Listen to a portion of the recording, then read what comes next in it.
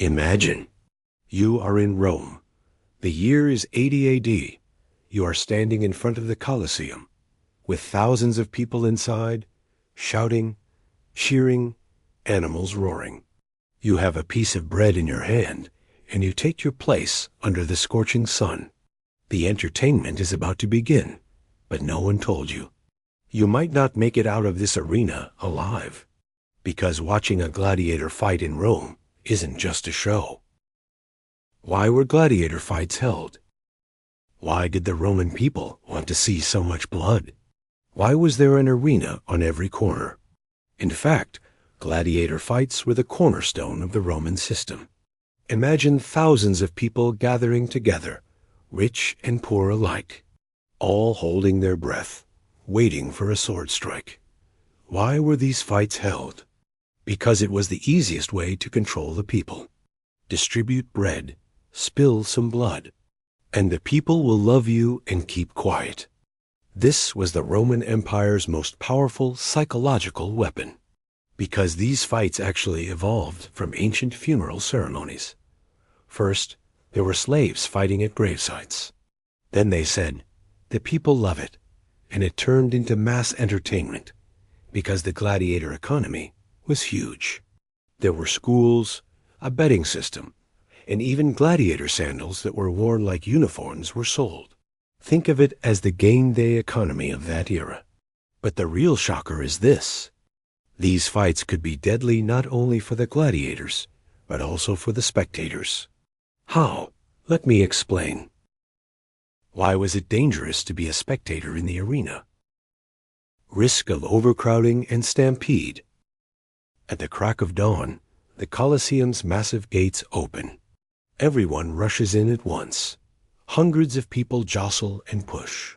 Securing a spot is important, because those who arrive late are left standing. Narrow stone stairs, a human tide flowing up and down, and a single misstep triggers a chain reaction of falls. Before you can say, watch out, someone collides with you from behind, causing you to stumble and fall a few steps down. And a scream from the ground. My foot is stuck. According to Roman sources, on some days, dozens of people were injured or crushed to death due to the stampede alone. There is no evacuation plan. There are no safety measures. If you manage to get inside, you're lucky. Getting out is an even greater stroke of luck. Wild animals escaped. Today, there is a special show in the arena. Exotic animals brought from Africa. The audience is screaming wildly. The cages are shaking. The host's voice echoes, next show, man versus nature. But at that moment, there is a problem at the cage door. A chain loosens, and the animals change direction. Part of the barrier at the edge of the arena is not sturdy enough. And then silence, followed by screams. In a few real-life incidents, animals have broken free, and spectators have panicked and tried to flee the stands. This isn't a zoo, it's Rome's arena of survival. And sometimes, the spectators become the prey. If you're in the front row, that's where the real danger begins. If you have money, you get a seat in the front row. You sit in the shade on stylish stone benches. But you know that these seats aren't just expensive because they have a good view. They're expensive because they're closest to the danger. The fight begins. Two gladiators face each other in the arena. Shields clash, swords whirl through the air. One falls to the ground. The crowd leans forward in excitement. Something comes toward you. Before you know it, it's as if the fight has pulled you in. Liquid may have splashed, perhaps a piece from the arena. Reactions vary. Some scream, some faint, some want to touch it. The Romans would watch some performances from the front rows, hoping for good luck. But if you're in the front row, sometimes the boundary isn't between spectator and participant, it's within you. Not a show, but a real execution. The stage is set. A man appears, not wearing a fighting outfit. There is a moment of silence. This person is not a gladiator. He is someone who will be punished in the arena. Another person appears in front of him. This time, he is armed. What began as a show ends very quickly and abruptly. But there are no effects, no behind the scenes. The moment you realize that what you are watching is not fiction, all the applause gets stuck in your throat. Some fights in Rome were actually public punishments. In today's eyes, they were disturbing, horrific, even unimaginable things. But on that day, people in the stands were watching and applauding. Stadium fights. Roman society was divided into classes. At the bottom were the plebeians, at the top the senators. Seating in the arena was also class-based. But the passion for gladiators swept people of all classes into the same frenzy. One day, someone in the upper rows shouted, "This fighter is a coward. He's running away." Someone from below replied, "You've never seen a real fight, so how would you understand?" And words gave way to arguments, and arguments gave way to fists. It is said that sometimes the fights among the spectators grew so intense that the show was canceled. Some rolled onto the arena floor, others threw stones. For Rome, the gladiator show was not just a battle on the field. It could also turn into a battle among the spectators.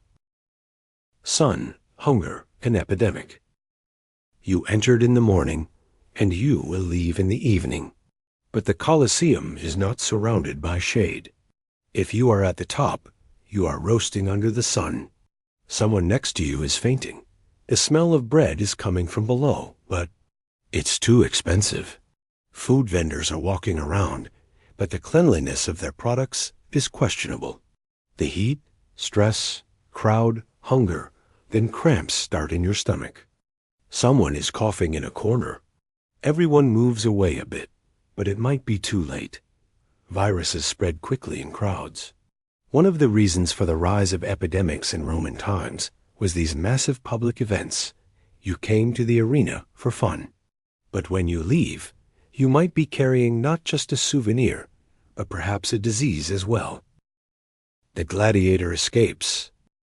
The fight continues, but something strange is happening. The gladiator is incapacitating his opponent, but he is heading toward the corner of the arena. The officials don't understand. And then, suddenly, he makes his move. The gladiator leaps out of the arena. The spectators freeze. Some flee in fear, but others remain frozen in place. This is a fighter who has lost control. Historically true, some gladiators attempted to escape in hopes of freedom or to rebel. Some of the escaping gladiators became so enraged that they harmed the spectators, because there are no rules for them. Either freedom or death. Prisoner of war shows. On some days, the gladiators fighting in the arena were not professionals, but prisoners of war. These people had not received any fighting training. For them, this was not a show, but desperation. And that desperation sometimes led to uncontrollable events. A prisoner would try to escape during a fight, grab a weapon, raise his head, and run toward the audience. Such incidents are known to have been recorded in Roman records. Sometimes, people who were not part of the game would enter the arena. But at that very moment, the rules of the game changed. Natural disasters and structural risks of the arena. In 217 AD, the roof of the Colosseum collapsed during a storm. Yes, it collapsed. A sudden storm that began during a show caused huge rocks to fall on the spectators. Architecture was advanced at the time, but it was never as safe as it is today. Did lightning strike? The giant metal statues in the arena would spark. Did it rain heavily? The slippery stone floor would cause falls and fractures. The Roman people came to the arena to be entertained, but sometimes they also battled nature. Bettors and mafia-style pressure. In Rome, money was bet on gladiator fights. There was intense betting among the wealthy. But sometimes those bets led to fights. One group would taunt the fighter supported by another group, and a war of words would begin. According to some rumors, there were even spectators who bribed the gladiators. And if the fighter you backed lost, the shouting didn't stay on the field. Some Roman writers wrote that the money wars raging beneath the arena sometimes stained the upper stands with blood. Child spectators. Children were also brought to the arenas in Rome. A father wanted his son to become a real man. It was a tradition for him to watch his son's first gladiator fight. But these young spectators could not understand the reality of this violent atmosphere. Some fainted from fear, others suffered trauma, some even fell and were injured. Imagine, you're 7 years old, and in front of you, someone collapses to the ground. People are screaming. An animal is running wildly. This wasn't just a show. It was a psychological trauma. Political propaganda and threats. Roman emperors used arenas not only for entertainment, but also for propaganda. If a fighter received special attention, he was definitely the emperor's favorite. But what if you booed that fighter? You were doomed. According to some sources, spectators who objected to the emperor's decision in the arena were arrested by agents, and some were never seen again. So it wasn't just the fighting in the arena. What you applauded was also important for survival. As we have seen, what took place in the gladiatorial arenas was not just the clanging of swords or the excitement of combat. Being a spectator in the arena was a much more dangerous and complex adventure than it appeared. From being trapped in the crowd, to the threat of escaping wild animals, to political intrigues and the unexpected fury of nature. Anything could happen at any moment. If you had been there at the time, you wouldn't just have been a spectator. You would have been a part of the dance with death. History tells us not only the stories of the warriors, but also of those who watched them. And these stories show us the raw courage, fears, and struggles for survival of human nature. If you like this video, don't forget to subscribe to our channel and like the video. Stay tuned for more history, mystery, and interesting stories. See you in the next video. Take care.